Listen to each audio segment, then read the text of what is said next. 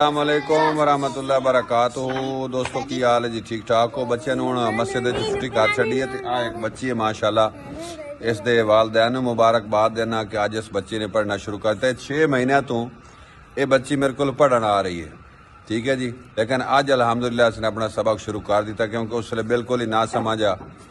तो मैं वीडियो इस वास्ते बच्ची वास्ते बना रहा कि जो मस्जिद भेज देना उसले इन्हों जुत्ती पा के मस्जिद वाड़ आते हैं, मस्जिद पिशाब ही बाद औकात कर देंगे, लेकिन इन्होंने समझ नहीं आती। जो उन्होंने पढ़न की टाइम होंगे उसले वालदैन ने पता नहीं 6 महीने हो गए, साढ़े बच्चे साल हो गया, लेकिन साढ़े बच्चे पढ़ा ही नहीं रहा, मौलवी पढ़ाता ही कोई नहीं, बच्चे टुरे ही कोई नहीं। जो टुरन का टाइम आता उसले जनाब हटा के कभी किसी मस्जिद कभी किसी मदरसे तो हर काम का एक टाइम होंगे।